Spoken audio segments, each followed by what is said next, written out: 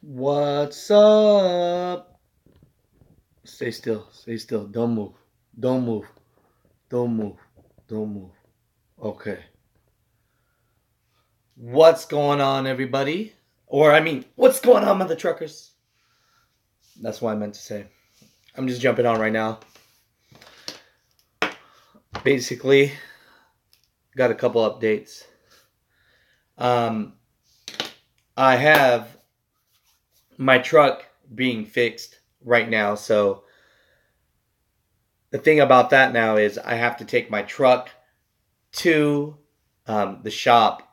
I left the key under my hood, and I'm going to let him take my truck. But I'm thinking now that maybe I need to go over there and triple check, just to hang around. But I don't know. What are your guys' thoughts about that? Should I actually go and check or let the man do his thing? He told me he's going to fix the problem. You guys don't know what's going on. Basically, I put in a new clutch, flywheel, all that good stuff. And in 2 weeks, it's damaged already. So, I know it's not me, but first off, comment, let me know what you think about that.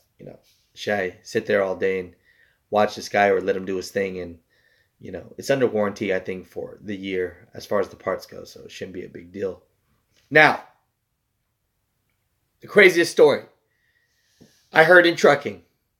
This is the craziest thing that I've ever heard of.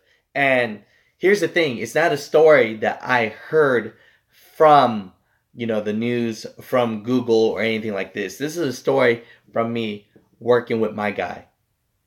And my guy telling me what he went through. Okay. So,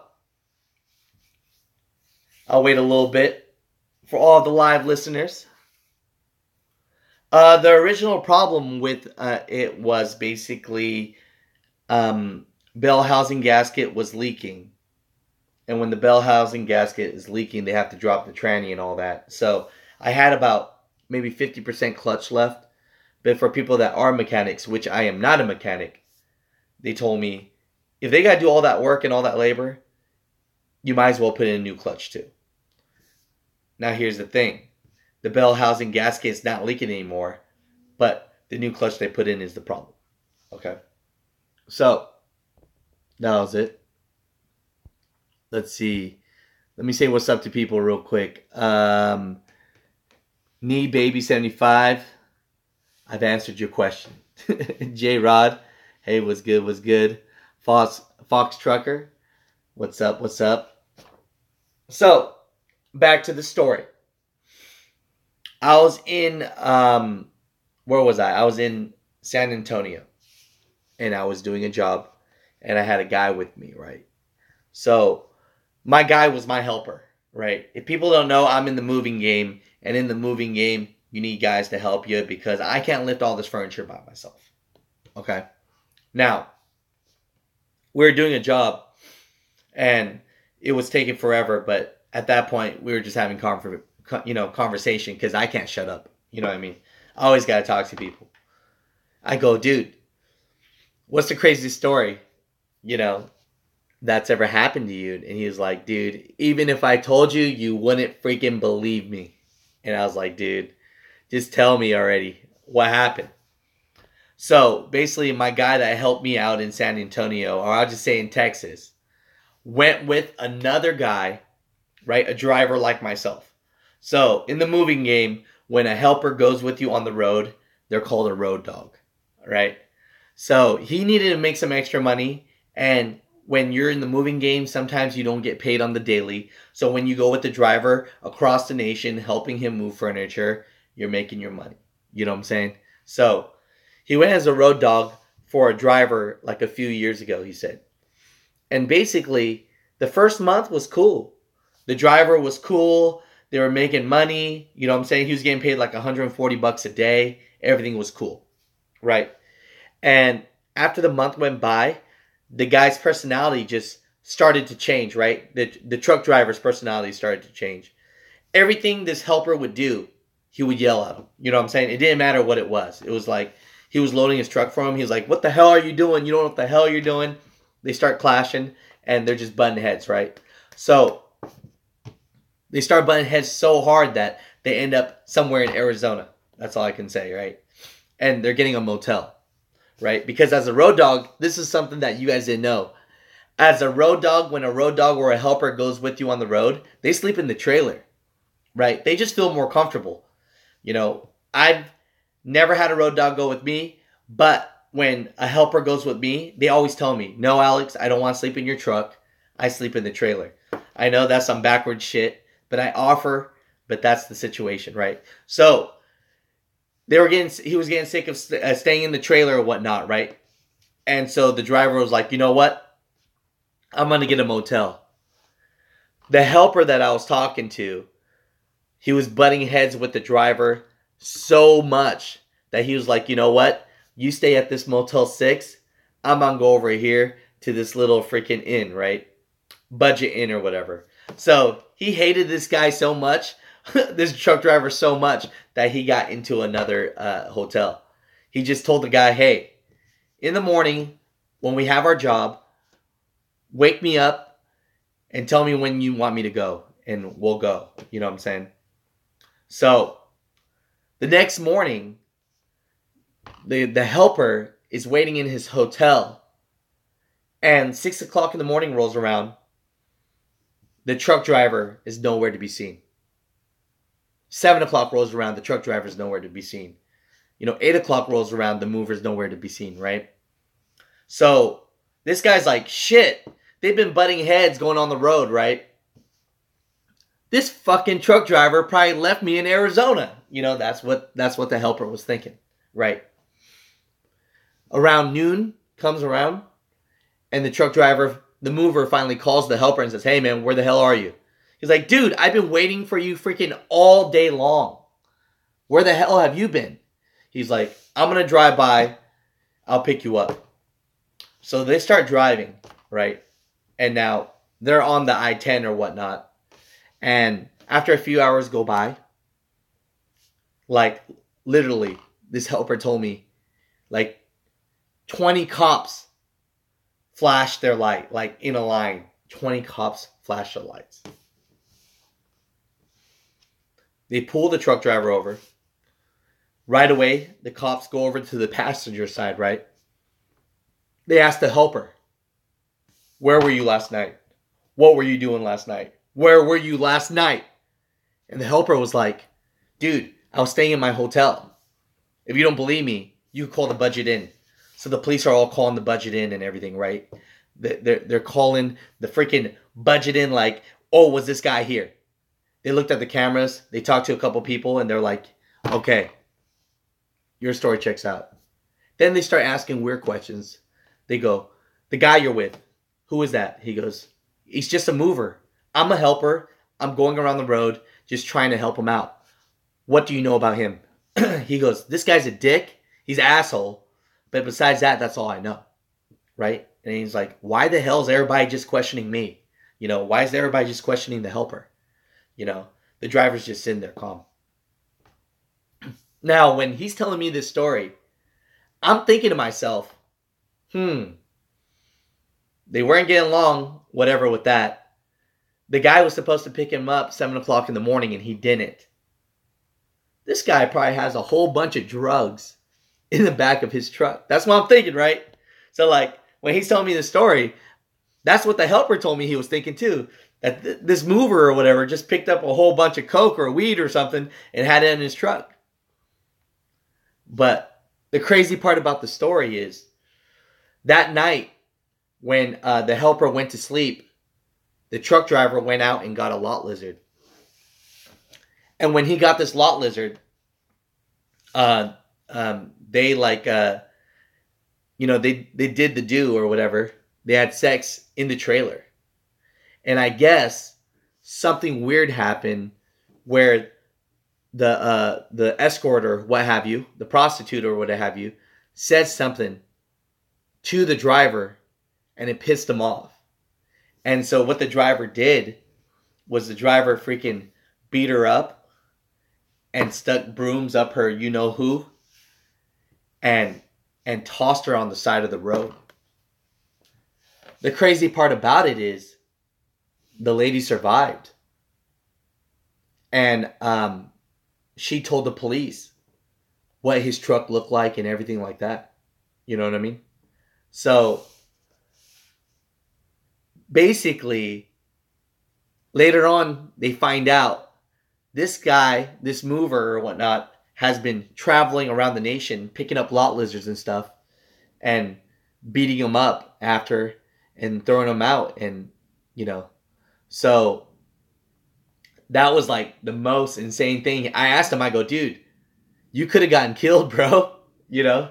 So I know as truck drivers out here, we seem to always think the best of people, but there are some crazy fucks out there. That's all I have to say. You know, can you believe it? Can you imagine being that helper and being on the road with the guy that's picking up lot lizards and doing whatever he does with them and then killing them and then throwing them off the road? I mean, that is some sick ass shit, you know?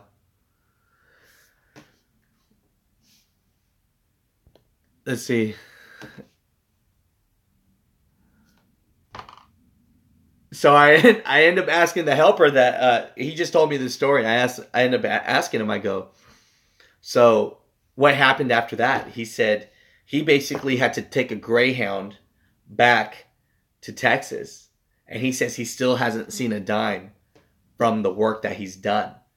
And I'm like, dude, why the hell would you care about the money that you made? I mean, just be happy that you're still alive. You know what I mean? So that was the craziest story that I probably heard. I mean, about a fellow, you know, mover, truck driver, you know, a guy picking up, you know, lot lizards or whatever and then doing his thing and then killing them. You know, what have you guys heard? I mean, or gone through? You know, hopefully there's no crazy people watching this right now, but you never know. But yeah, that's the craziest story that anyone's ever told me. Let me see this real quick. Let's see. Are you going to be paid for your downtime? I don't think I will be. Midlife crisis. Lopez knockoff. Dude did all that because he's the dick the size of a Tic Tac, and I think that's what happened. I think that she said that, you know, what the hell, where's your wiener at? And then he got all mad. Heck yeah, I would have been sick. Have you ever considered shipping coke? Okay, that driver's pathetic to do that to her. Yes, he is. Okay, let's ask this question. Oscar asked me a question. Have you ever considered shipping coke?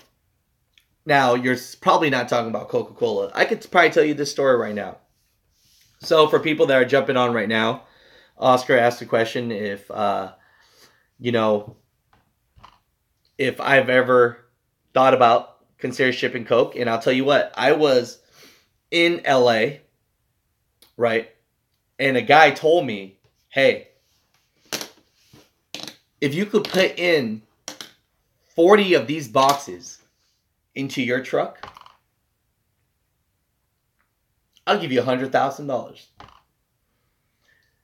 And all I had to say was I was pretty nervous and scared at that time. So I found a way to curve that, you know what I'm saying? And I was able to not. But I'll tell you this. This is a story that happened to me. In the moving game, we have something called PBOs, which is packed by owner. And we have something called CP, which is corporate packed, right? So corporate packed would be like I packed it. PBO would be like packed by owner, right? Now, I went to a customer's house in somewhere around Miami. You know, I don't want to say. But basically, I drove from Miami to Denver. As soon as I got to Denver, and the customer lived in this gigantic home, right? He had a beautiful home in Miami, and then he moved to a gigantor home in Denver, right? He packed all of his items. I didn't touch any of them, right? I have the inventory list of everything that he's packed. Basically, every time someone puts a sticker, I put a sticker on the box, and then I write like packed by owner, and on the outside, it says garage, I write garage, right? Now, we don't open the boxes or anything like that. So when I get to Denver, right, as soon as I knock on the door and he takes delivery, right, of one package, I'm telling you, ninjas start freaking jumping from the ground. Freaking squirrels start flipping from bushes. Guys start jumping out of trees. I guess they knew what was going on and they let me take the package all the way to him. And when he or she took delivery, SWAT team just came down, right? Now, I should have known something was up. Why? Because when I got to, you guys already know, when you pass through New Mexico, they're always like, are you an American citizen? And I'm like, yes, I'm an American citizen. Okay, side note. Do not joke around with certain people. There's two kind of people that you don't want to joke around with. TSA, and you don't want to joke around with Border Patrol. So, I thought it would be funny at the New Mexico borderline when they say, are you an American citizen? I was like, yes, don't do that. Because they'll hold you up for like 3 hours. That's dumb on me, right? But when I got to the border, right, Border Patrol and all that shit, they were just like, you can go. And usually they're checking my truck, they're checking everything. This one time, they were just like, you could go through. I was like, damn, this must be my lucky day. But I guess they've been following this guy or girl, and he's been doing that where he's been taking packages and packing them himself like he's moving, and then taking it to wherever he is. So as soon as I made that delivery, boom, ninjas everywhere. SWAT team. I was scared. I peed a little bit. But I guess personally that would probably be the craziest story that's ever happened to me. But I thought the other one where the guy is, getting lot lizards and killing them and throwing them out into the highway was a lot crazier. But what crazy stories have you guys had? I mean, have you guys had the same luck as me? Mostly just people trying to tell you to take drug cartel stuff. Oh, any weird hitchhikers? Yep. I could tell you a story about hitchhikers. So, I pick up this guy, right? This was probably about 3.5 months ago. I don't want to tell my other hitchhiker stories too much, but okay, first off, I'm just letting you know, it is very illegal to pick up hitchhikers. Sometimes you'll be driving like in Utah, or you'll be driving in certain parts of like Texas, and there'll be signs that says no picking up hitchhikers, right? Because there's the prison nearby, and plus that, you don't know. They might just hop the border or something like that, and you're helping them, right? You're becoming an accomplice, right? But I picked up this guy, and at first he just sounded, his situation was that he was just trying to get to the next truck stop. So I wasn't gonna take him that far. First off, I was gonna just pay for him to take an Uber or something like that, but he didn't have a phone on him or anything, so I was like, you know what? I'll try and do a good deed and take this guy to the next truck stop, which was only about 40 miles away, right? So he looked like a clean-cut dude. You know what I'm saying? And we were in the truck. We were talking. He looked like he was in his mid-40s. And then he was just like, hey, man, thanks for taking me. I appreciate you so much, And then out of nowhere he goes, they will appreciate it. I'm driving, right? I'm just like, what do you mean they will appreciate it? I'm like, no problem, man. I'm glad you appreciate it. He goes, oh no, they will appreciate it. And I was like, who's they? And then he was just like, the people that are watching us. And I was just like, oh, fuck, I'm going to get killed. Like, out of all ways, I'm going to die. Like, I'm going to die from doing a good deed. Like, come on. Like, shit. I'm starting to, like, like text, Jenna, like, oh, hey babe, I'm over here. This is where I'm near. There's a guy, and I'm just like freaking out. And then out of nowhere, he looks back at me while I'm driving, right? He goes, I'm just going, I'm just kidding. I'm just kidding. I'm not crazy. I'm not crazy. I'm not crazy. See, when a person tells you that they're not crazy, like 3 or 4 times, that motherfucker's crazy. You know what I'm saying? And he was just like, yeah, you know, I'm just so happy that, you took me and, so where are we going? And I'm like, motherfucker, I'm going to drop you off at the next truck stop. What the hell you mean where the fuck we going? And he's like, oh, I'm so glad that we're together now and we could travel the road. And, this is going to be such a good adventure. Like, I appreciate you so much, Jimmy. I was like, motherfucker, my name's Alex. Like, I didn't even tell you my name. Like, this dude just named me Jimmy. You know what I'm saying? And I was just so scared. And we got to the truck stop, and he actually jumped off. And then he, like, something switched, and he was just like, hey, thanks for the ride, bud. I appreciate you. So, lesson learned. Don't pick up hitchhikers. Most people are not... you try to do a good thing. If you can, give someone some money, but don't put yourself in a situation. I recently did that, and that shit was fucked up, So overall, for this year, for like 3 months ago, that was my hitchhiker story. Let's see. Ever coming into Canada for a move? I've never been to Canada. Because I'm scared of the snow. Like, my thought process is like, Canada is just like hella snow everywhere, and I'm just hella nervous to drive there. You know what I mean? I'm gonna be honest with you. So I've denied jobs, but if you're gonna be out there, sir, then maybe I'll take a job out there just to visit you. That'd be cool. Little Guy Trucker Show. I'm chilling with my baby mama from Jacksonville, Florida. Finally got to meet my daughter, a little mad. Yeah, man. Okay, I'm not thinking that's really the Little Guy Trucker. I don't know, so I'll just say hi to that. Oscar asks, ever drive through Alaska? No, I never had driven to Alaska, but I would like to see a polar bear, so there's a chance that I might.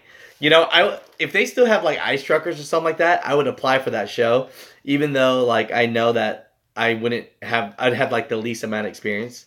But I don't even know if they do ice truckers in Alaska, but that would be dope right there. The truck's doing good, Vic. I mean, they're gonna fix it. They need to fix it. I'm back home, so I'm just trying to have them fix it real quick, and then after that, I mean, I'm back on the road. I might have to, I'm figuring out some things right now. I might start doing some local. So, overall, it sounds like people go, like, I don't know what the process is, but I'm thinking the process usually is you go over the road for a certain amount of years, and after you go a road for a certain amount of years, you feel that life is just like pushing you down, or you want to be home more, so you go local. So, I'm not sure if that's the process, but for me, that's what I'm feeling a little bit is Jenna and my family really want me to be home more. I don't mind hard work. I know that if I go local, I'm gonna have to do way more moves and physical labor, but you know what, that's just gonna make me more buff. I'm gonna get sexier, and I get to be home more. So I'm thinking about, is local money good money in moving? I would say this: local money, it matters how you run your business, right? So, as an over-the-road driver, you're running one truck.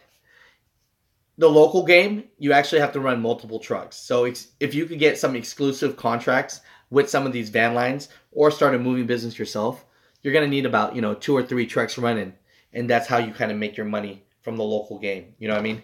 But you're going to have to finance these trucks, or you're going to do your thing. Right now, I'm working on an exclusive deal with the moving company. And if it works out, I'll be local and I'll be running like maybe 3 or 4 trucks, like 3 straight trucks, 3 box trucks, and my truck, and maybe about 10 or 12 employees. So that's what I might be doing. So it might be a little bit more headache as far as people and infrastructure, but I'm thinking about doing something like that just so I could be more local. Besides that, I'm working on building.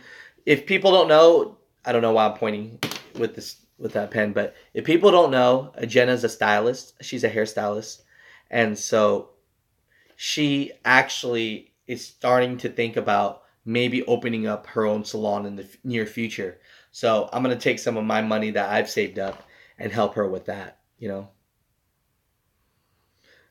Vic Man said, "Yeah, yep, 2 trucks will be good headache for sure." If people don't know, subscribe to Vic up on here. He's actually the man that has a fleet. He's running his thing. I don't want to tell too much about his personal, but if you guys go on Vic Med's channel, he actually has a fleet of trucks. He has his own employees. He's doing his thing and he's making good grip. And guess what? He's home every day. So I talked to him on a personal level, but get at my man Vic Med here. You know what I mean? I wouldn't say anything to anybody, or holler at them or try to say that for you guys to watch them or anything like that. You know what I mean? Like, I'm not here to self-promote people that don't deserve it. Vic Man knows what he's doing, and you can even ask Vic. Every time I have a truck problem, I call that dude on the phone. I'm going down the highway. I don't know what the hell's going on right now. Vic, can you help me? Vic can attest to that. Every time I call, I have a problem.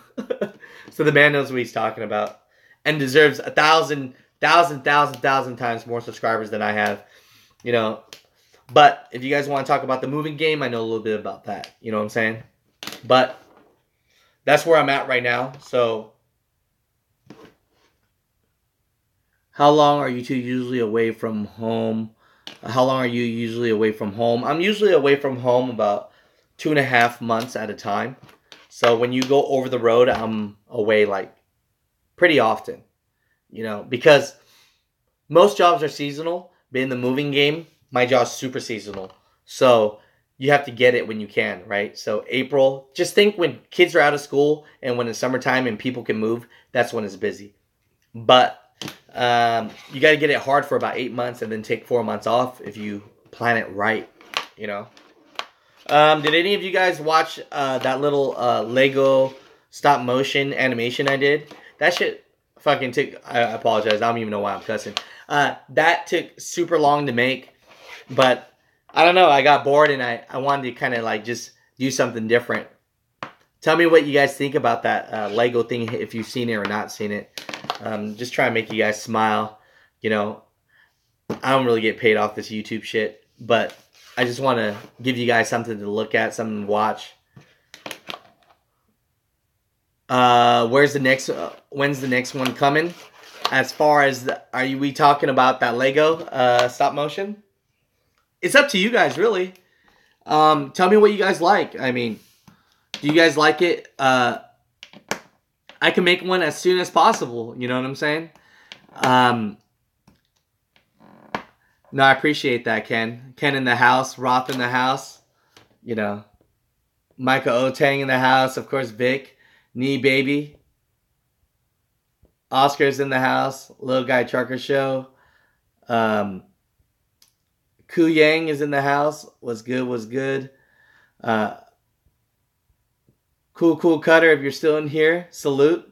If you guys don't know, man, Cool Cutter is one real motherfucker, man. That's a real ass dude right there. Jump on Cool Cutter's channel, man.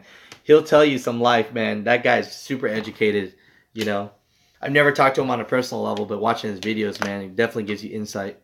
J Rod, what's good? And Fox Trucker. Yeah, as far as the Lego thing, just let me know. I can make another one. I think what it is there's a lot of serious topics, and I think making them into Legos just kind of make light of things, and making light of things is cool. Because sometimes I know I'd be talking about my lot lizards and all this and doing jokes about all that kind of stuff. And I know that some people don't like it because it's kind of maybe too real. But when it's in Lego and like Hot Wheel form, when I'm talking about certain topics, it makes it a little bit easier.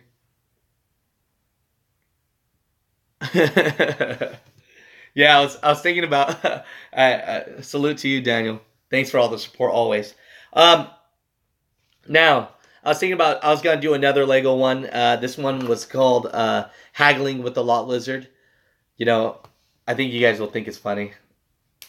I wrote out the script.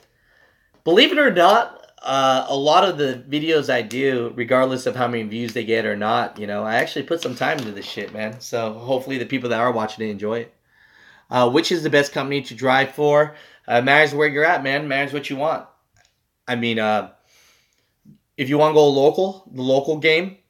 I talked to a lot of buddies. They're working for like companies like U.S. Foods. They're working for companies like McLean.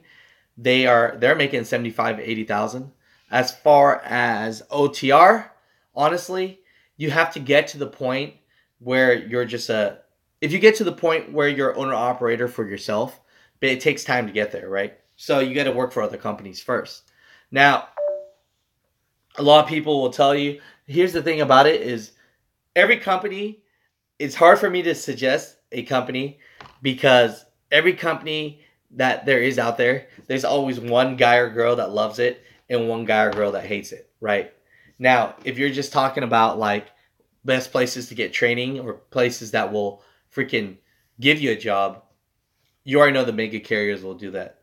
All the CSRT, Swifts, US Express, all these places. The only thing is you are a number to them, but you are getting your experience. You know what I'm saying?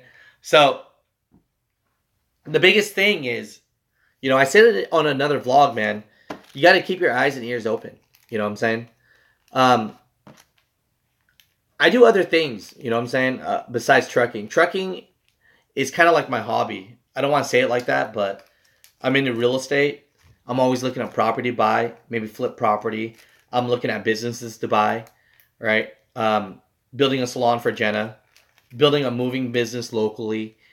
Um, it's one of those things where you're never going to come up in life unless you have like 5 different income streams coming in. You know what I'm saying? So a lot of people out here, my tip to you is a lot of people always just kind of think of one income stream to come in. You know what I mean? And the one that people think of the most is sweat equity, right?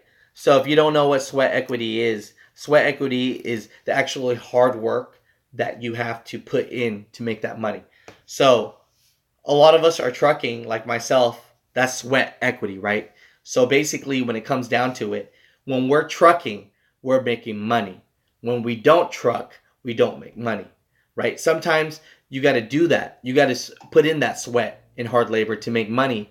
But you got to also figure a way when you don't put in that hard work and sweat anymore, how can you still make money, right? And sometimes for some people that's building a fleet up. For some people that's investing in real estate. For some that's stocks and bonds. I'm not telling you to get into any of that. I'm just saying you have to like it enough to do it, right? So consistently, yeah, I invest just in real estate and businesses. That's what I do. That's mostly what I do. Um, I'll be honest with you. I'm 32 now, and at the old age or young age of being 32, I've paid off some homes. When I was 21, I paid off my first home, and then when I was 26, I bought my parents and paid off their first home. And basically, when I was 18, quick story. Some people know this, some people don't. Since we're just telling stories today. When I was 18, I almost didn't go to college. I went to college. I went to Sac State. I got a degree in business. But if you go back a little bit, I almost didn't go to college. At the age of 17, I was washing cars for a dealership in Tracy and for a Honda dealership.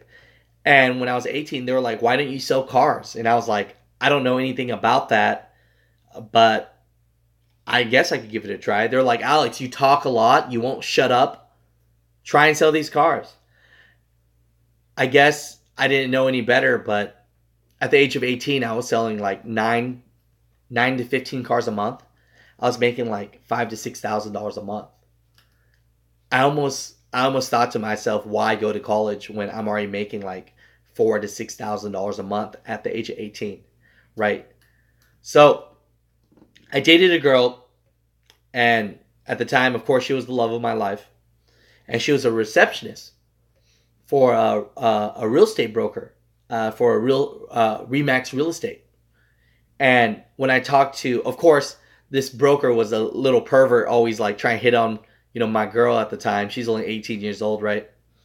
I'm like, I'm making good money in selling cars, man. I'm going to keep this up, forget going to college. My girl was like, oh, I got to go here. I got to go to business meetings, and I got to go do this and that. And I got to go help my boss, right? And one Christmas party, I was like 19 by the time, I go and I basically talk to the broker of this Remax real estate agency, and he's driving like Ferraris. He has his own private small plane. In my mind at that time, I didn't even understand that people own things like that. You know what I'm saying? I thought it was just posters and dreams, you know what I mean? And basically, I was like, oh shit, this guy's making bank. So at the age of basically 18, going on to 19 or whatnot, I went out and I got my real estate license. I still actually have my real estate license to this day with California, right? So I was in that game. I was grinding. 2006, when the market went down, people lost it all. But for the same properties that they lost it all in 2008 or 9, no one wanted to buy real estate. And I jumped in. I borrowed money from friends, family. I borrowed my own money from myself, from banks, wherever I could. And I bought myself a fourplex, a couple condos, a couple houses. And this was all off of other people's money plus my money. And I sold everything last year, a year and a half ago, right? So the truth is, how do I live in this house I live in now, right? How do I live in this house I live in now? How do I drive my cars or whatever? If people don't know, I like cars, and I bought myself a Corvette, 2017 Corvette. And people are like, dude, how'd you come up and get all this money? This money came from investing. You know what I'm saying? I'm going to be straight up honest with you guys right now. I never worked for a company. My uncle was a mover. My family were movers. I was a manager at Walgreens making like $60,000 a year, right? And I quit that because my uncle was making freaking cash as a mover. So I went to trucking school, and when I passed trucking school, I went out and I paid cash for a truck. So I'm just being honest. I knew the moving game would make money. Every summer, I'd go and grind and hustle and help my uncle doing moves and loading trucks. So I knew the hard labor part. I just didn't know how to drive a truck. So when I came out like about 6 years ago, right, I went to a trucking school in Sacramento. And then after I went to the trucking school, I basically came out, bought a truck. I bought a 99 International, and it was a junky truck. I bought it for like $25,000. And at the time, they didn't have all these DPF rules yet, right? And so basically, it didn't break down on me for like 6 or 7 months. And when the time came, I was able to buy my truck. I have a 2010 International Pro Star now. It has the Cummins engine, not the Max Force, right? Because I know a lot of people talk shit about that one. Side note, International's president got fired because the Max Force wasn't doing well in sales. So that's how shitty that engine is. But with that said, I basically went out and then I bought the truck. And then, so throughout my whole career as a truck driver, which has been about 6 years, I've been an owner-operator since day one. Now, I'm not suggesting anyone to do that, right? Because never invest in something that you don't know anything about, right? My uncle and my family have been movers since the 80s. So I've already learned how to move furniture. Am I the best mover? No. But I've already had an idea how to move furniture, how to inventory, how to do all of the sweat equity, right? The labor. I just didn't know how to drive a truck, you know. And I was thinking that money was going to be good in other places, and I invested some money and I lost money in some other places as well. But I was thinking to myself, you know, I need to get out there and grind and get this money. So that's where I'm at now. Long story short, you know. I mean, I'm sure most of you guys have seen my spot and everything though, right? Like, you know, I'm out here in South Florida. Let me see. I'm in my office room, chilling. What up, salty dog? Oh, I gotta show you guys something though. That's my dog, of course. That's Buppy. But I gotta show you guys something. You know, I found a great deal, and I just gotta show you guys this real quick. So you guys know I'm a vet fan. I was able to purchase a new body. Sorry for the bad connection. Okay, so check this out. I know. I use the Christmas tree thing. How many people use that, right? But check this out right here. I bought myself a carbon fiber front clip and some side skirts. So I was just pretty happy about that. So right now I have on another one, but I'm not happy with it. But I'm gonna put on the side skirts. It's gonna be super cool. You know, I just wanted to let you guys know that. I don't have a lot of friends, you know, but you know, I feel like you guys are my friends, so I just want to share that with you. And that's not to be braggadocious. I was just like super excited that I got home and, you know, I found this kit. You know what I mean? I gotta put it on. Let me get a juice real quick. So I'm debating today. You know, I don't know if I should take the vet out for a ride, or should I take my motorcycle for a ride. I don't know what I should do. See, I put a wind visor on my motorcycle too. Apologize on this side, it's very messy, but I put on a new wind visor for my motorcycle as well, so that's cool. But I don't know, I gotta just go riding with Jenna. She wants to get into motorcycles too. But yeah, if you guys just jumped on here, you guys probably missed the storytelling I was telling, but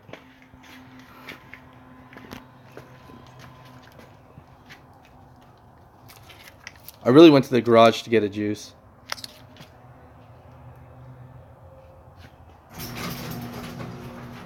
Come on, Buppy. But I'm here to tell you guys, yeah, I'm not telling you to jump out. I'm not telling you to jump out and go and become an owner-operator right away, you know, but, oh man, I think a spider just got on me. I'm not telling you guys to jump out and go and become an owner-operator right away, but I'm telling you, you can do it. You can be successful at it, you know. If a truck driver like me can live in a decent spot, you know what I mean? Anyone can do it. I'm not smarter than you guys. Hell no, I'm not. I don't have more experience, you know. Just use as inspiration that if a guy like me can do it, you know, you guys could definitely do it. So, what's everybody up to though? I'm thinking about working on another Lego video. What are you doing, Bubby? I'm going inside now. I'm just chilling. The weather's kind of cold. It's cold for Florida.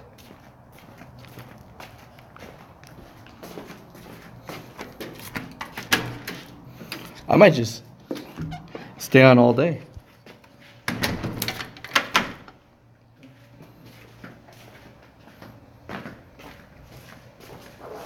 Bubby, come here. Harley, stop. My dog was fighting another dog.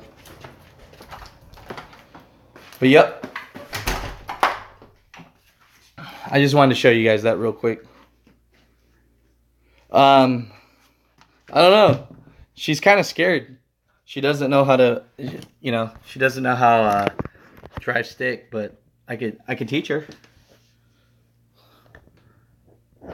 She could do a whole bunch of things I can't do, so. What's everybody else up to today?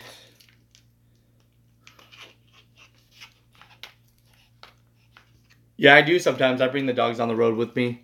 I used to bring Buppy on the road with me all the time.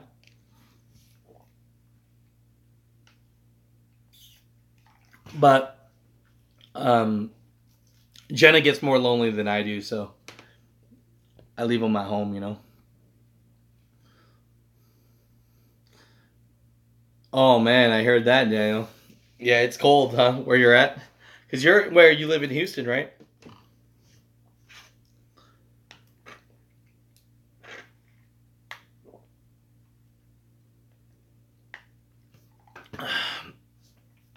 I've been getting a little bit more fit where I could wear white shirts and it doesn't show my nipples too much.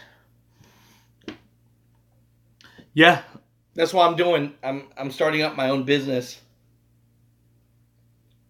I walked through a spider web. I hope the spider's not on me. Is the spider on me? There's two things I'm scared of, man. And one thing is definitely spiders. I don't know why I'm fucking so scared of spiders, but I'm shit scared of spiders. Would you live in a truck? Yeah. That'd be dope. I was trying to tell Jenna we should do it, you know? But we're thinking about opening her a salon, so we might just do that. I got a tip for you guys, though. I hate snakes. It's on your back. Don't say that shit, dude. I'll freaking... I'm super scared of spiders. You can't say that.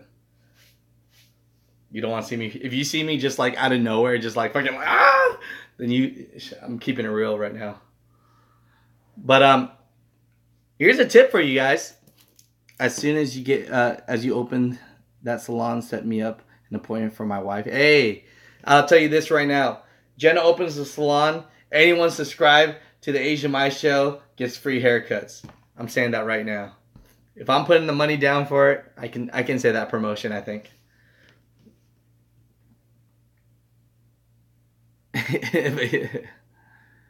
Gave up growing your hair. Hey, all I have to say is every so often I'm like, I think to myself, right? Maybe my hair will grow back right. And right here, it doesn't, it grows. My hair grows like a damn chia pet. If you guys know how that grows out, I'm letting you know, it sucks. The first time I lost my hair, freaking cried. I cried for like 4 months. Maybe 3.5 months straight. Like every time I looked at anything, it just made me cry. I would look at a flower, start crying. You know, watch people on TV. I find myself so fascinated with hair because I don't have any now. That now I've never considered implants, but I was thinking about wearing a damn wig. Shit, just one for every day of the week. They got these new wigs. I looked them up. I don't give a shit what people say, but I guess they're like toupees, right? Yeah. They're like these toupees, and then they're like, you know, I could get myself like one that's just like so nice every day, Monday through Sunday. Every day I could have a different haircut, and then when people are like, "Oh my God, your hair is so beautiful," I'll be like, "That's right. You're fucking right. My hair is beautiful." You know what I'm saying? But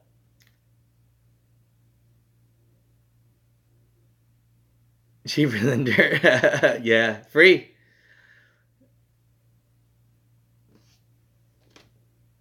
Let's see. Should I go to the military before I start trucking? I say no. Don't go to the military before you start trucking. Go to the military because you want to do... See, here's the thing. I have a lot of friends in the military. Some of them just want to serve our country And some of them just want a paycheck. You know, I'm telling you right now, if you want the paycheck route, I'm not saying you do. I'm just saying that if you do want the paycheck route, nothing's worth it when you just want the paycheck route. That's all I have to say. If your dream is to do something, get into what you want to do. If that's to be in the military, do it. But if it's not, then you can figure it out. You know what I'm saying? Get bullet wig. So, okay. We're not blasting Danny here, but Danny Walter says, yo, I feel like shit. I just failed my CDL class test. Class A test in New Jersey. Okay, so when you said you failed your... So I'm talking to you right now, Danny. I'm talking to you. You just said you failed your CDL test, right? Did you fail the paper written test, or did you fail, like, did you go to the DMV and you took the driving test and you failed? What was it?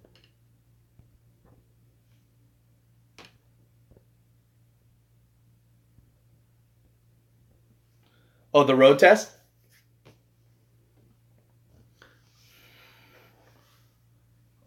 So I'm confused. You said road test? Is that, so the DMV part, right? You were at the DMV, Danny, and you failed it. Is that what that is? So you got past you got past the pre-trip.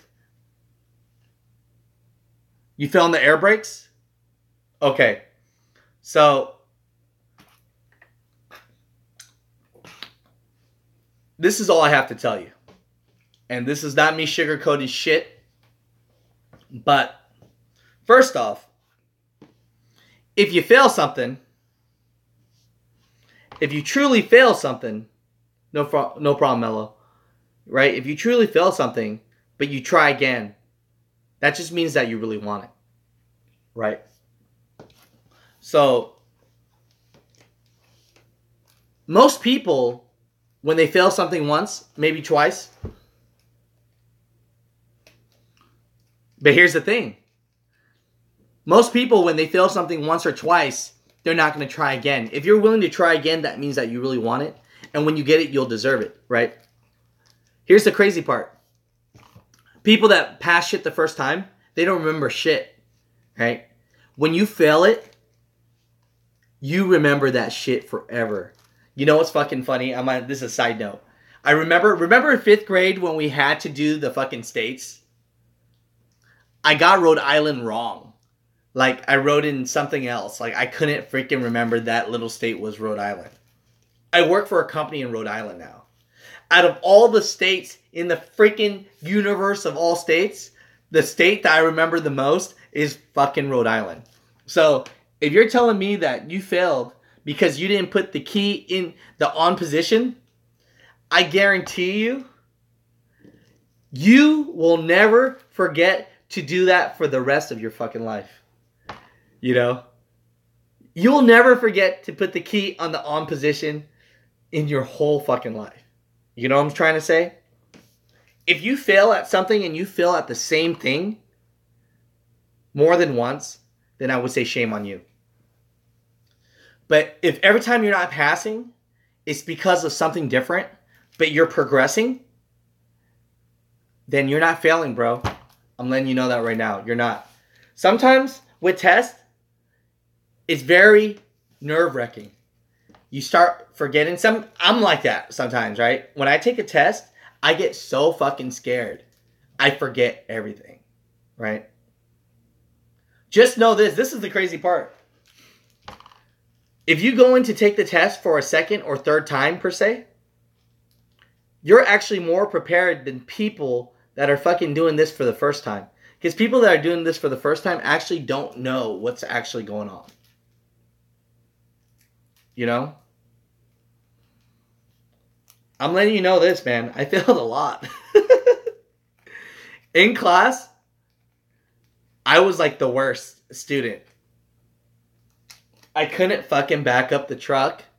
I couldn't do shit. I failed a couple times.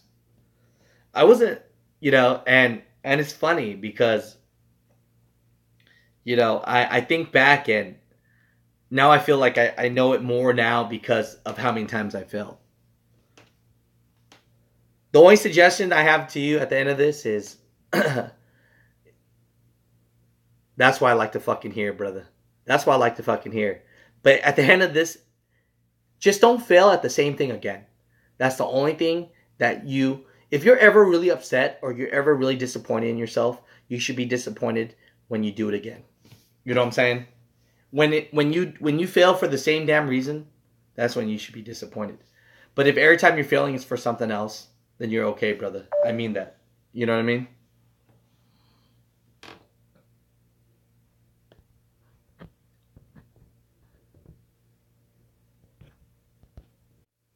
Sorry, guys. Winners plays till he wins. Go get it, Danny. That's what I'm talking about, man. This is a support group right here, man. You know? That's why I laugh so much, because you know how many you're out here trying to get in, and there's other people out there dissing trucking. You know what I'm saying? Like, there's people out there saying, like, why am I a truck driver? You know what I mean? So, as long as you keep a positive attitude, man, you'll be all right. That's all. There is a drug test, and the fact that you're asking that scares me, Michael. I'm just joking.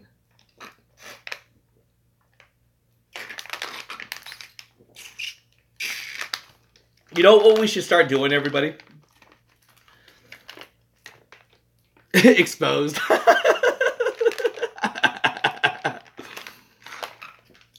What we should truly be doing is we should make a support group, guys. And you know, we could use the Asian My Show as a support group. You know, we'll jump on, and then people can just talk about whatever they're feeling. You know what I'm saying? Sometimes you're feeling lonely. Sometimes you're feeling pissed. Sometimes you're feeling nervous. You know, if there's anything on anyone's mind right now, you know, speak up. Talking about shit sometimes make you feel better. And you know what I've learned? What I freaking really did learn is when you're talking to people that know what you're talking about, like have been through the same shit as you, you're willing to listen a little bit more. You know what I mean? Like when I'm talking to my friends about trucking and like, oh, you know, right now I'm just feeling kind of down, or I'm grinding hard and I haven't been able to take a shower in 2 days. My buddy that works in a cubicle isn't going to understand what the hell I'm talking about. First off, he lost me at, you didn't take a shower today. And secondly, he's like, you chose this career. You know what I'm saying? So we should be a support group and basically help each other out, man. Anywhere that anyone's been, like how Danny, I don't want to bust Danny out too much. I'm not really busting Danny out, but, you know, we've all been there. So we could talk about it. We can help each other out. Salty Dog says, my company drug tests everyone, warehouse staff, office staff, even the guy that sweeps the floor in the shop. That guy does drugs. I guarantee that. I can build you a forum. I just started programming. Hey, there we go. That's what we need, man. Positivity, man. No, I knew what you were talking about. I knew the spell check got you. I think my phone's gone down a little bit. Where is everybody at actually right now? Let me move this way. Uh-oh. Damn, Siri. Shit. Let me unplug, replug.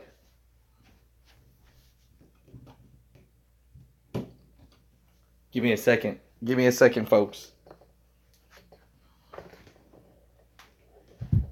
I won't shut up. I talk too much, so my phone's dying. Let me replug. Yeah. Let me see if this works. Give me a second. God damn it, still doesn't fit.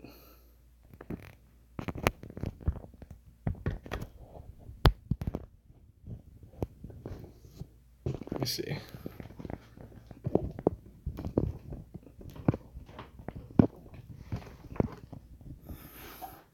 I gotta get all MacGyver on this shit. Alright, peace out. Everybody, man, Yellow Ranger, before he leaves, this dude's putting out a lot of content. Go see Yellow Ranger's channel. He's putting out a lot of content.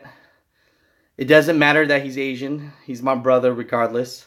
But I have to say that the guy is making some cool videos, man. And if you're a new trucker, Yellow Ranger is, he works for Swift, I believe. And he started with their program. So he could give you a lot of insight. He even shows, you know, the money he's making, you know. So you guys could get real numbers. You know what I'm saying? So if you're, basically anyone could watch him, but if you're new to trucking and you're thinking about going to Swift or anything like that, this dude will help you out, you know. So I don't know if Yellow Ranger's still here or not, but I'm just letting you know. Auburn, California, it's 7 a.m. here. Auburn, California, that's what's good, man. You know I'm from the Sacktown area. Are you making 6 figures or more a year? Yes, I am. I gross over 6. So basically, the best way to put it is whatever you gross, cut that shit in half.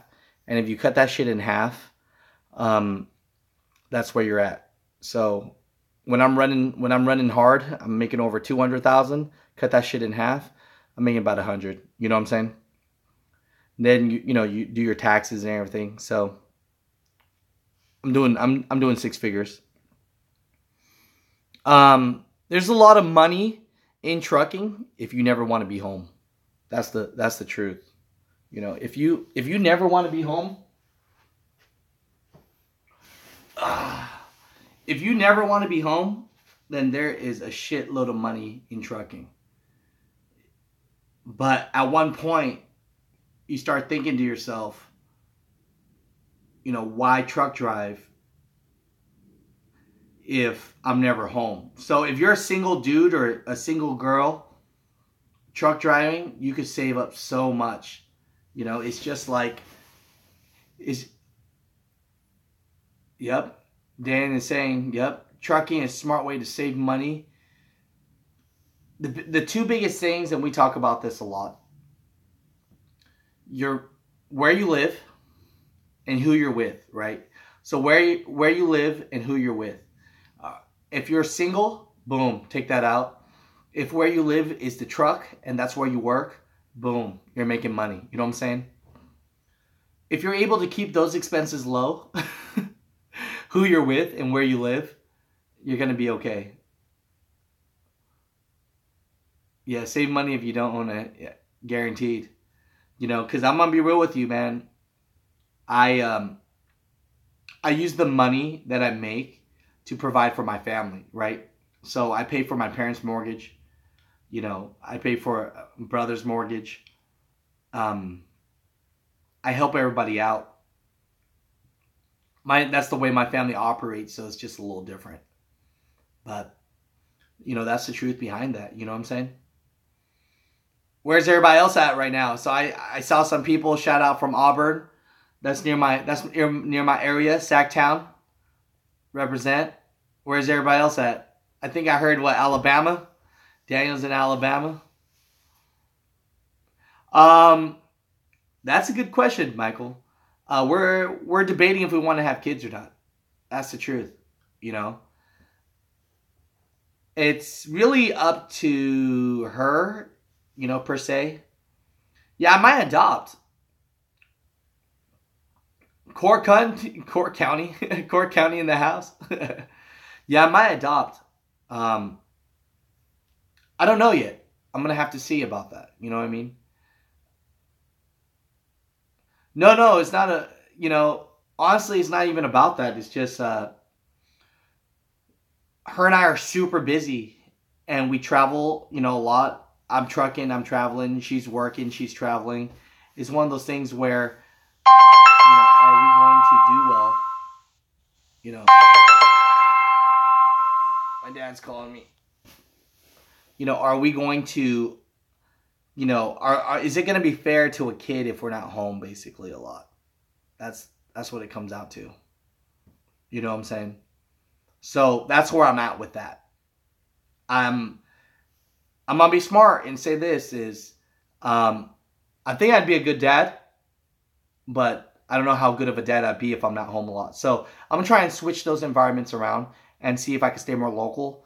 And if I'm more local, then definitely a family could be awesome. We're not getting any younger. Yeah, I plan to go to the army soon, actually, and plan to be a motor trans best of the world. Hey, there we go. If you have a plan and you want to do it, just don't let people stop you from the shit you want to do. When I told people that I wanted to do like a YouTube channel, and I was just like, I didn't know what people would think about that. And some of my friends or some of the people, they think it's kind of funny. But, a lot of people told me, hey, man, isn't YouTube for kids or whatever? And I'm like, I guess so. But, my goal was one day to just have maybe 50 or 100 people watch some of my videos. And it grew a little bit from there. So, just with that example, just do what you want to do. You know what I mean?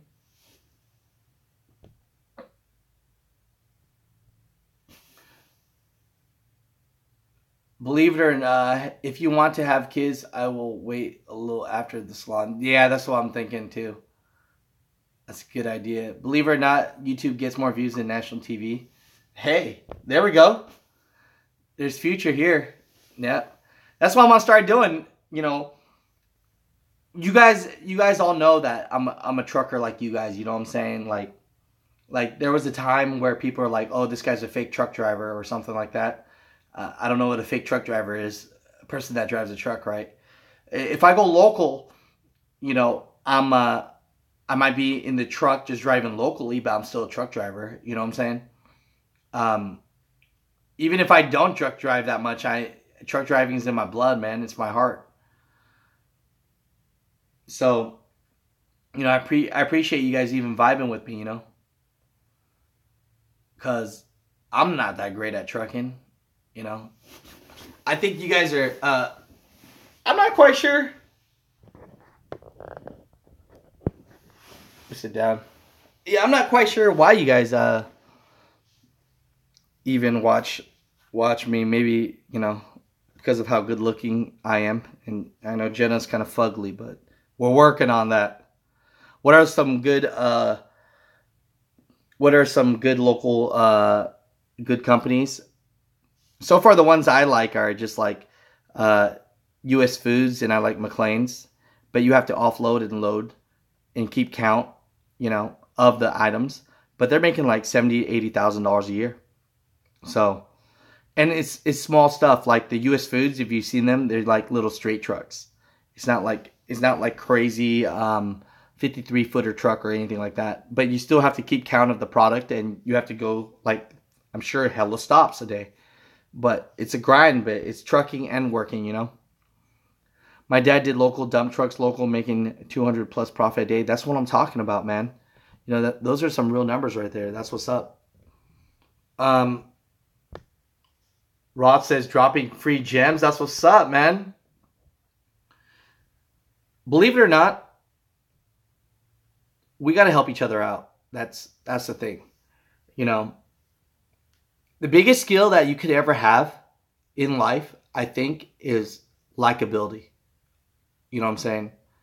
I think I've said this before, but the biggest skill, just look back at yourself and think about yourself. Are you a likable person? Do people like you? Are you selfish with people? Do you only pick up the phone call when you need something? You know what I mean? But being likable is super important. And being vocal as well is super important.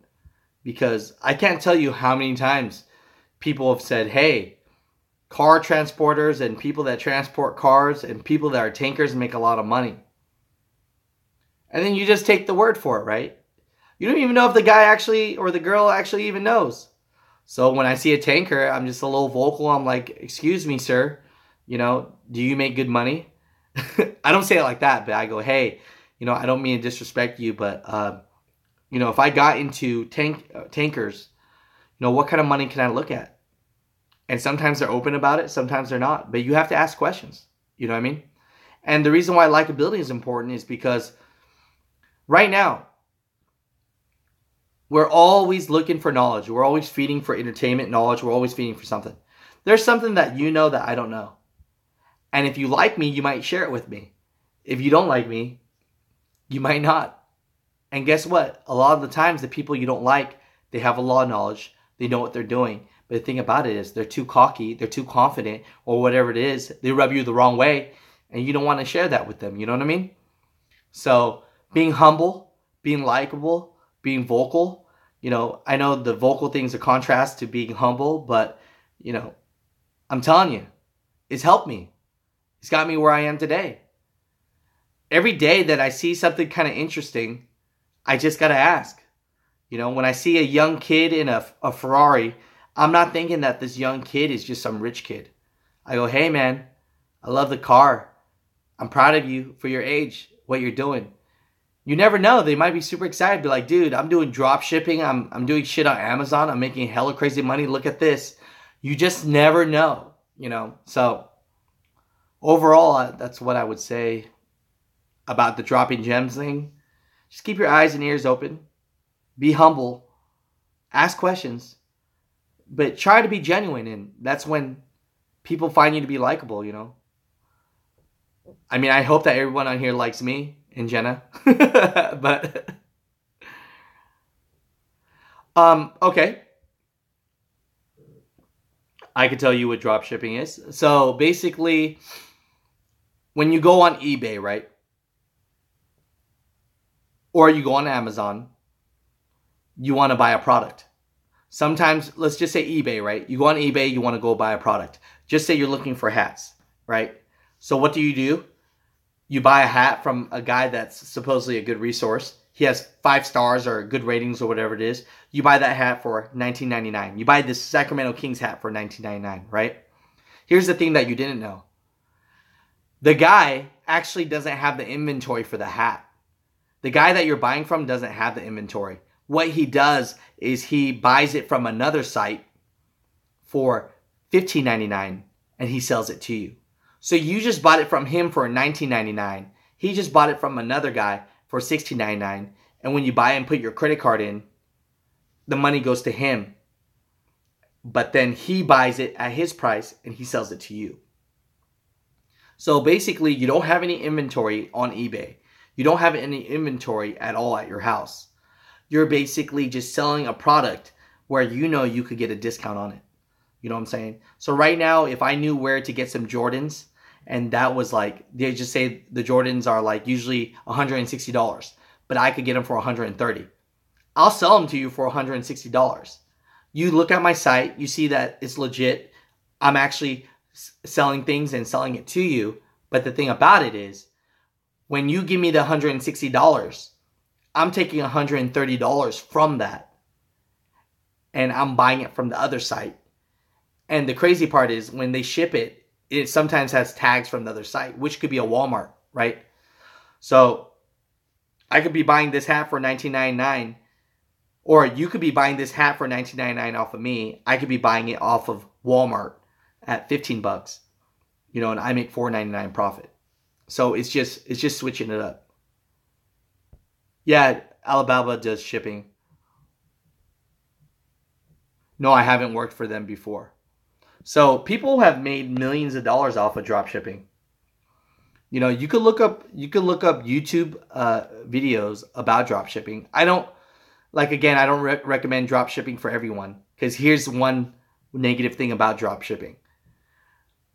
You buy this hat from me for $19.99. I buy it from the website at $16.99 or whatever. But guess what? It's out of order. Now you're pissed because you're not getting your hat in time. And then I'm losing business because I don't have the hat on time.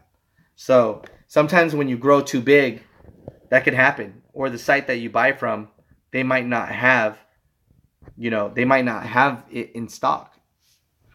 So that's the negative part about drop shipping. But look up drop shipping. I've seen success stories of kids, that are 16, 17 years old making $10,000 a month, right? I want to, with that thought process, you have to think about this, right? Think about every billion-dollar industry out there right now. They actually don't hold any inventory. You know what I'm saying? So let me give you an example. Facebook, right, and YouTube are one of the biggest like social media content in the world. But Facebook and YouTube actually don't have any content of themselves. They just have the platform, right? Uber and Lyft, or Uber is the biggest taxi company in the world, but Uber doesn't own any taxis. You know what I'm saying? They don't own any taxi cars, right? It's kind of like Amazon and eBay have the most inventory in the world, but the company itself doesn't have any inventory, you know? So that's kind of the idea of drop shipping, is taking something where you actually don't have inventory of, getting money from people, and then finding a way how to get people that product. You know, that's how people become rich in this world. You know, because when you're buying inventory or you're buying trucks, you know, you're not going to really make money. So let's think out loud right now. Okay, the trucking industry, you know, people that own fleets, you know, no disrespect to anyone that owns fleets, right? But how can you own fleets without owning fleets, right? That doesn't make sense, right? But I'll throw an idea right now. Just like the Uber idea. What happens if every time you need something, you know, driven and transported, you know, you basically, there's an app where the people can actually do it for a certain price and take it there for you. You don't have to own any of the trucks. But if you were the Uber of trucks, and even Uber is trying to be the Uber of trucks, you get a percentage from each deal. But in a sense, aren't you owning a fleet? So that's like owning a fleet without owning a fleet, right? How do you own inventory? How do you own something without actually doing it? You know what I'm saying? So that's why those are the true ways of being, I guess, passive income, right? It's kind of like my YouTube videos. I don't make a lot of money on my YouTube videos. And if you guys know me really well, I give all my money away, right? I always do charity events, and I actually spend more money and more time than it takes. But what I will say is, just say someone on YouTube, or just say on YouTube I have a video about backing up, which I do. I have a video about backing up that has like 160,000 views. It doesn't make me a lot of money, but I don't have to make another video, right? It just keeps on producing income. Even though it's pennies or dollars or quarters or whatever it is, it's still making money without me having to do it more than once. You know what I'm saying? So a lot of times out there, guys and girls, we have to change the way we think and think about how can we get money to work for ourselves. You know, that's the truth. What are we lacking that others can benefit off of? You know, it's always a lot of variables with that, but that's how these companies like Uber and Airbnb, right? Airbnb, what do? If you don't know what Airbnb is, they basically, every time you need a house, you go on the app, there's a house that someone puts for rent for that day or a week, and you rent it out and they make some income. But Airbnb takes a little money from that because they're connecting the people. You know, so find out a way how you can be the middleman or middlewoman between the two people, whatever it is, and you can start making some money. You know what I'm saying? So, you know, I've been trying to think of stuff, but all I have so far is real estate investing, right?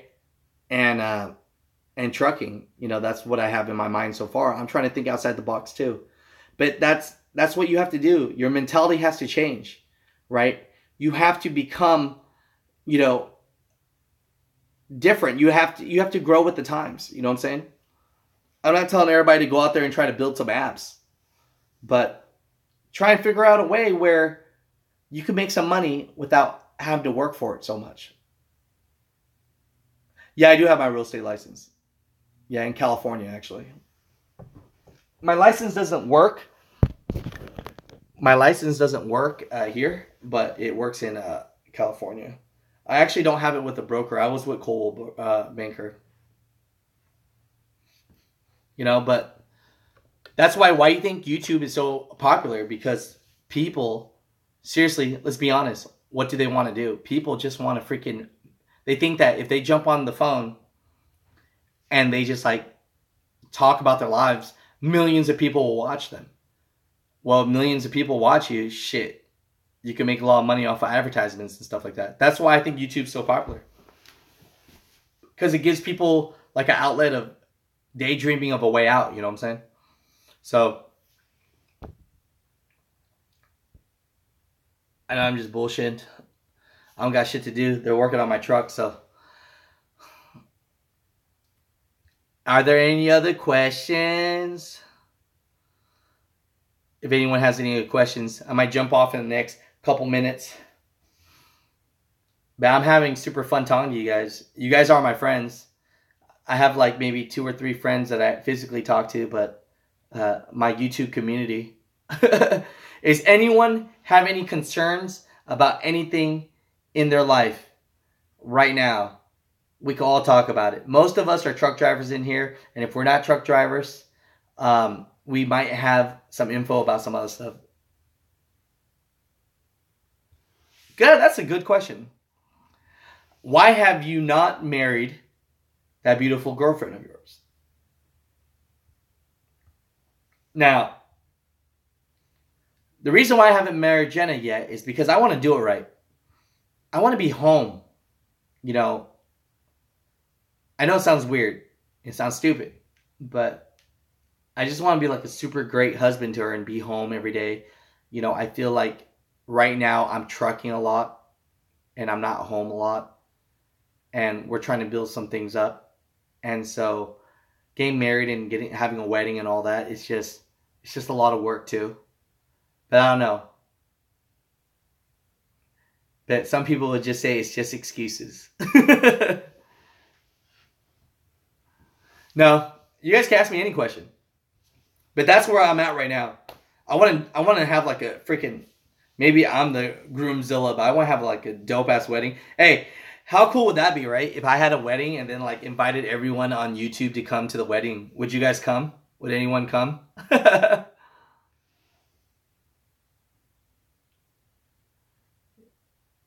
Oh, yeah, the egg McMuffin thing, right? And the car. Yeah, I'll come over your wedding day. We will. Maybe. Laugh out loud. Maybe. Jerk. No. Any other concerns or questions? Because definitely, did your relationship change when you went on the road? Yes, it did. Yes, it did. I found myself having, okay, so with relationships, with being on the road, the honest truth, you have to work 10 times harder. If you can be on the road, OTR, right? If you're on the road a lot and you're not in a relationship, you're good to go. But if you are in a relationship, it is super, super hard. I find myself always having to be very careful about what I say, right? Like, I don't just like, okay, bye. You know what I mean? I have to kind of like, I'm not forcing myself now, okay? But I kind of have to like let her know that, you know, everything's good. You know what I'm saying? Like, she doesn't tell me to video chat her, but I video chat her when I'm at the truck stop, when I'm going to sleep. You know, it's just like no gray area. You know what I'm saying? Because this world out here is crazy. There's like me being a man, right, in the trucking world, it's crazy. There's so many like people that try to break up your relationship. Believe it or not, when you travel the nation, you know, all the like the employees at the truck stops and stuff like that, you know, those girls, they be trying to get at you, man.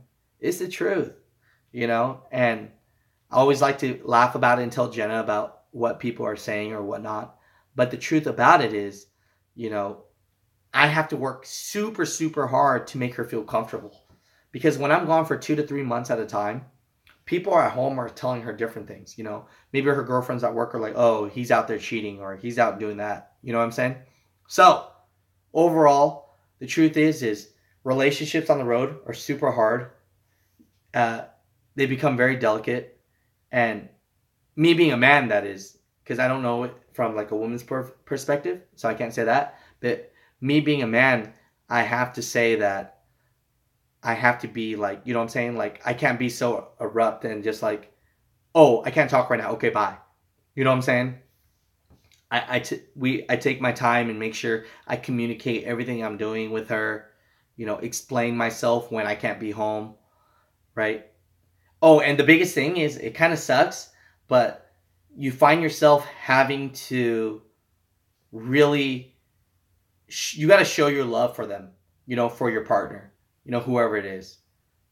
I try to tell Jenna every day that I love her and that, she makes me so happy that, I'm happy with her. It's not fake, but you have to push yourself to be happy because, when you're working locally or you're home every day, you can kind of show like when you're not having a good day. But when you don't get time to talk that much, right? And the biggest part about this with the relationship thing is sometimes, remember, we live out in South Florida. South Florida and California is 3 hours different, right? So sometimes I'm still having to work, but she's about to go to sleep. You know what I'm saying? Like, I do not let it go where she goes to sleep without even talking to me. We haven't gone a day where we didn't talk. Like, I talk to her like at least an hour a day, at least. So as you can tell by me trying to explain this, that relationship is super hard. And definitely hard to maintain. I don't care what you look like. I don't care what your girl looks like. It's not about that at all, though. I'm telling you, it's about, at times, I'll be on the road. I'm feeling lonely. And Jenna's like, hey, I'm going to go hang out with my friends, And she makes me feel comfortable like she's not out there, right? Because let's be honest, if me and her broke up, she could probably go out and find some ass or find some tail pretty quick. If my ass fucking had to go find some tail and ass pretty quick, I'm probably having to pay for it. I'm just keeping it real. You know what I'm saying? I'm not saying girls, it's just a little different. You know what I'm saying?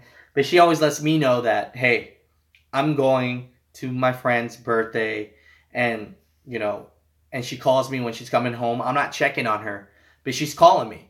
She's calling me like, hey, she gets mad at me actually. She's like, why didn't you check on me? I'm like, I'm trying to make sure you have a good time. I'm not trying to like get on your shit. You know what I'm saying?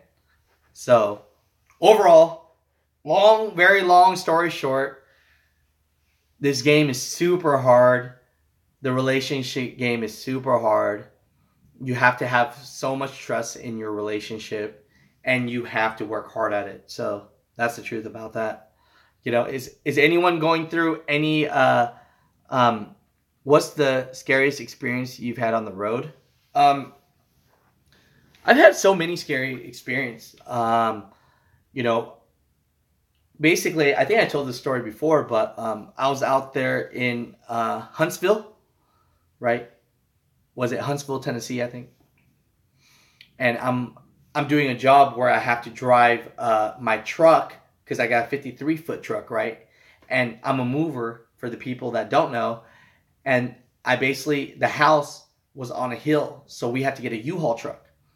So I met in the middle at like a Rayleigh's or like a one of those kind of places, a grocery store with big parking lot. I parked my semi-truck at the parking lot, and then with the U-Haul, I started putting things over. It wasn't a lot of items. It's just, I couldn't get my truck up at the house, so I had to rent a U-Haul. So I parked my truck at the grocery store, and I backed up the U-Haul, and you might have seen that in some of my videos. As I'm backing it out, and I'm I'm putting the items nicely into the U-Haul. This guy walks up to me and says, hey, man, you got $1? I go, oh, man, I don't have $1. I'm sorry. And he's like, oh, you're a truck driver. You got money? Give me $1. I'm like, sorry, bro, I don't have $1. But if you're hungry, I could go in there and get you some food. And he was like, man, fuck you. I don't need your money. I don't freaking give a shit about Chinese people anyways. I was like, all right, bro, whatever. I'm not trying to say he got racist on me or whatever, but he's like, whatever. And then I just kept on working. So I go do my truck. I go do my job, right? I return the U-Haul. I get a taxi back to my truck, and I start driving. If you guys know anything about Huntsville area, some of these places, there's little mountainous, right, hills. And as I'm going down the hill, I realize that my brake isn't braking well, and it's heating up like crazy, For some reason, my air brakes were cut. You know what I'm saying? I'm not saying that dude did it. I'm just saying that when I didn't give him that dollar, he was pretty upset about that. And then I remember him saying like, oh, have a good trip. You know what I'm saying? You know, he's like, have a good trip. Now, last winter, not this winter, but last winter, because this time I've been, you guys know where I've been. I've been mostly Texas and back and shit like that. But last winter, exactly. Pre-trip every time. You know, after that, I check my air brakes every single time. I'm not telling you, okay, because remember from my video a couple videos ago, if you don't remember, I made a sharp U-turn and it cut my air brake. You know what I'm saying? So sometimes it's not people doing it to you. Sometimes you sabotage yourself. If you make a really sharp U-turn, sometimes you stretch your cords so out, like you stretch your cords so much that they could cut. It can happen, right? So, pre-trip inspection every single time. So another story that happened to me, I'm out in Denver area. It's snowing, right? So I'm out in Colorado Springs. I'm driving. There's a little truck stop there called like, if you guys know the Denver area, it's called like the Irish truck stop or something like that. 4-leaf truck stop or something like that. So there's snow everywhere. It's hella deep snow. The truck stop is down a hill, right? So I had to get fuel. So I went and I got fuel, right? Now, when I was going out and making a left turn at the truck stop, there's a little like overpass. It was more than a big little overpass, but there's like a little overpass. And right at the overpass is a red light. I make a left turn. And then I start going and I'm getting to the overpass. It hits a red light. I hit my brakes. My truck starts going backwards. Right? And I'm trying to spin my wheels and it's not spinning and it's just going backwards. And I'm like braking slowly while it's going down a hill. I was so scared for my fucking life. You wouldn't imagine. Here's the crazy part. There was a tow trucker there and there was a fucking police officer on the other side giving a person a ticket. And I shit you not, the police officer didn't give a shit about me. The tow trucker was waiting to see if I would get like stuck. He was just like waiting. You know, like when we're backing up and we're like having a hard time backing up and there's just one car parked there where you're like, if this motherfucker moves his car, I could do this. And the guy that owns the car, he's standing watching you, right? You know what I'm saying? So seeing if you're going to hit his car or not. That's what happened to me with the freaking, with the tow truck. The tow trucker. I'm going slow back down the mountain. And this dude is just waiting. Like, I'm about to make some money off this dude. Oh my God, dude. I was so, it was a horrible experience. So what did I do?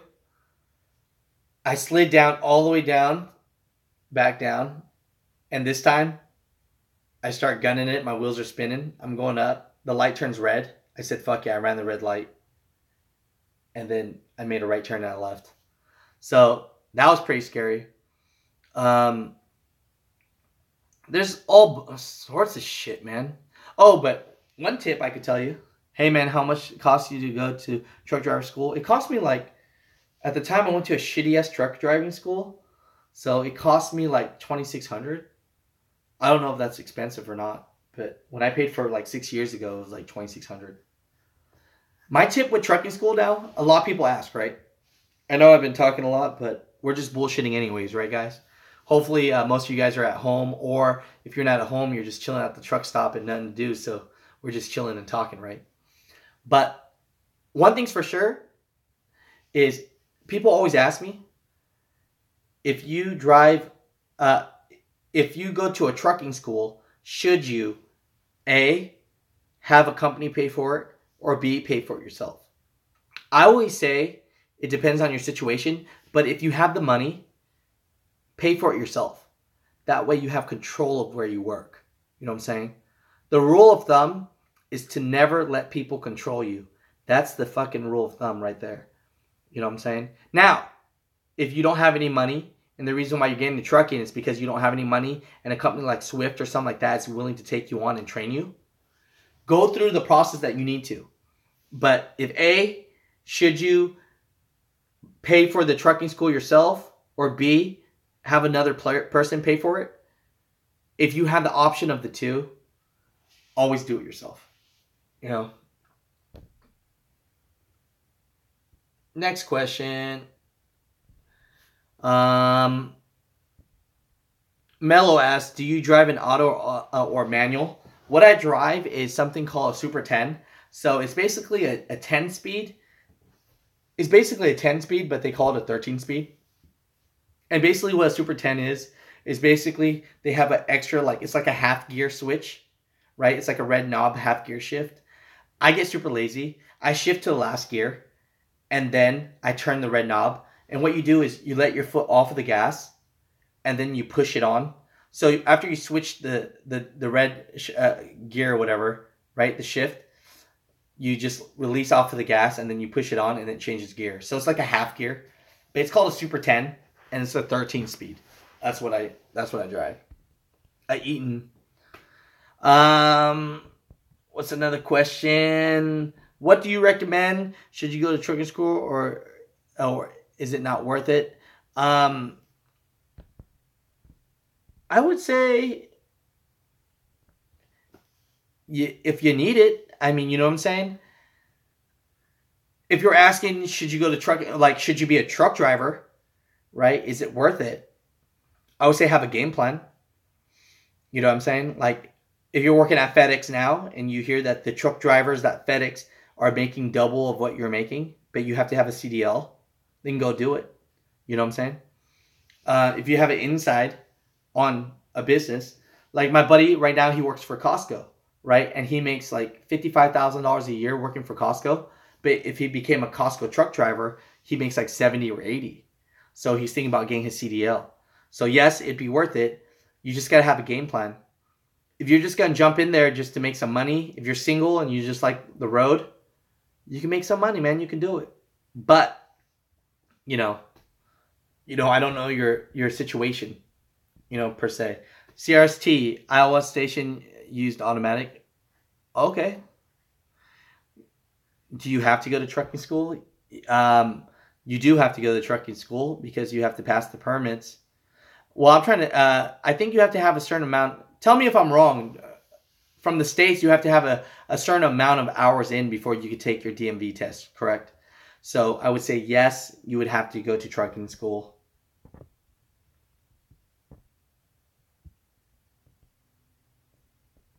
Our tandem single drive axle highway trucks common in the South. Had one for a few days last week from. I don't know if it's common, but it would make sense because we don't deal with snow or anything like that. But that sucks that you almost got stuck. How long it takes to go to truck driver school? It takes as long as basically it takes you. I would say a couple months. You could finish the program and learn everything you need to do in like 2 months if you work hard at it. And how good the program is. 2 to 3 months of school, yeah.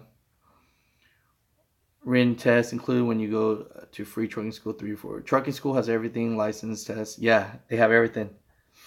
They have everything for you there. Just jump on Google, look up the reviews, see which one works for you. Any concerns with anybody? Sometimes you just gotta talk about girlfriend situations. Is she cheating? She's not cheating, man. She's not cheated. Oh, no, I'm crazy. Took me 3 weeks and guaranteed job at the end. Damn, Daniel. That's what's up. That's what's up, man. Man, I've been on here for 1 hour and 40 minutes, man. Hopefully you guys felt entertained long enough. Shit. I apologize. Hopefully I didn't waste your life. I'm just chilling right now, so I'm just cruising. But no kill. But is there any does anyone have any personal concerns at all we could talk about? I'm here to be your friend, man. Ask Michael Otang, man. You know, I call people on Facebook Messenger. I stopped playing my game just to watch your live show. I appreciate that very much. Thank you. I have a beef. Okay, let's hear it. I'm ready for the beef. Went for a takeout sushi, and the place was closed for renovations. I wasn't happy. I was very concerned. Fuck sushi. Fuck that place. Where is it? I'll call them right now. Wait a minute. I can't call them right now because they're on the renovations. Freaking assholes. That's all I gotta say. When you want some sushi, when you want something slithering and shrimpy in your mouth and you can't have it, pisses you off. I understand that. I really understand that. You love sushi. That's all I have to say. You know, I never met a person that likes sushi as much as Salty Dog. Salty Dog loves sushi. Your wife is probably Japanese, you know.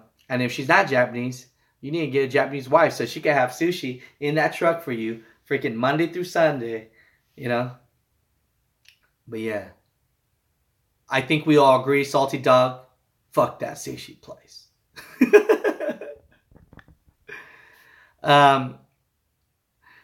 I'm taking, let's see what Daniel Gonzalez is working with. I'm taking practice tests as you talk, man. It's informative. There we go.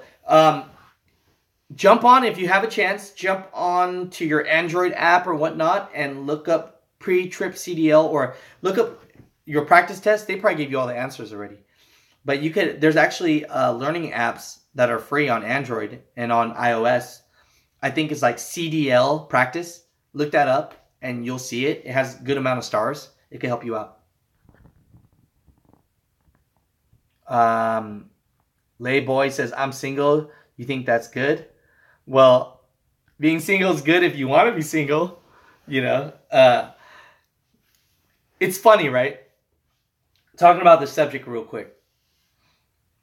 Most people, or most guys like myself, will work hard our whole lives just to get ourselves into a situation where we could get in a relationship, right? You know what I'm saying? It kind of sucks sometimes being a guy. That's all I got to say. You know, it's like I heard of a joke on Conan where this guy was like, working out, good job, and maybe find a girl? That's a lot of work for speculation, you know. If I knew that I was going to be able to get a girl from working out and having a good job, that'd be another story. But off of speculation, yeah, you know, I was laughing pretty good.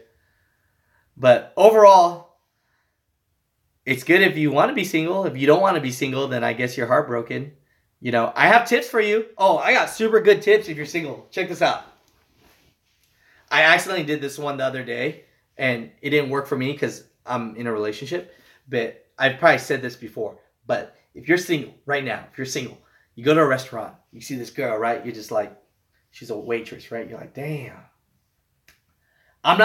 Do that in your brain. Do that in your brain. Do not be like, damn. You know what I'm saying? Don't do that because that's kind of creepy. But if your waiter or waitress is like super cute, you like her, on the way out the door, make sure she sees you forget your phone.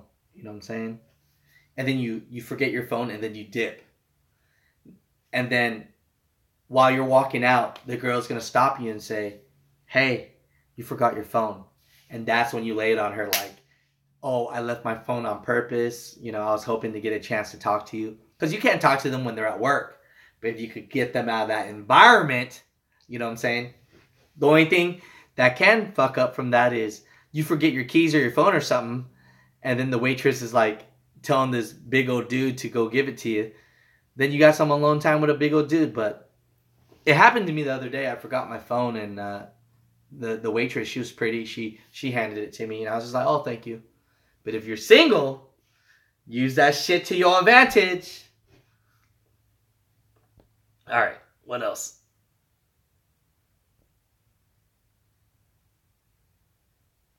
I had to go to McDonald's. Friend, I love sushi. Motherfucking sushi, motherfucking Japanese assholes. Nah, I can't say that. That's kind of being racist. But I can kind of, because these sushi places, they only want to open up when they want to open up. That's messed up. Alright, Salty Dog. Peace out. I have all videos, test papers, apps, trucking. That's what's up. So Mart has all of them. If anyone needs all the answers, Mart is selling them. 2 for $5. You make some money, Mart. What's the hardest part of getting the CDL? I guess passing the test is just the hardest part. You know, a lot of people have problems with the backing up and the road test, you know, but you'll be okay. You're not going to know if you don't really try. You know what I'm saying? Girls are savage. Girls are savage, yo. She will keep it and gift it to her main man. Damn. Not selling them? Oh, come on. Mart, I'm telling you. 2 for $10. I got the channel. A couple people watch us, right? 2 for $10. Slide me $2. I think we got a business. Yeah. Anyone else have any more concerns? If not, I got to jump off. I got to start my day. Not that you guys aren't starting my day, but I need to do something besides, you know, this right now. Any more concerns? If not, I'm jumping off. I'm doing it. I'm gonna push the button. I'll do it. Now, overall, I tell you one thing about CDL. Every 5 years, I got to go back to the DMV and take my hazmat test and background check. Hey, that's good information. Thank you for that. I don't have, hey, believe it or not, people, I don't have my hazmat. I never got it. You know, lesson learned. Get every freaking endorsement that you can. Because if you don't, you know, I didn't think about it back then. But if you don't get all the endorsements, you're really just hurting yourself from more opportunity. I don't have a hazmat. You know what I'm saying? But I'm going to jump off. Thanks for the time and tip, bro. Thumbs up. Have a nice day. You guys all have a blessed day as well. I love you guys. I appreciate you guys for just hanging out with me. You guys are my true friends. We'll jump on again. We'll just talk about life, man. Overall, appreciate you, Dennis.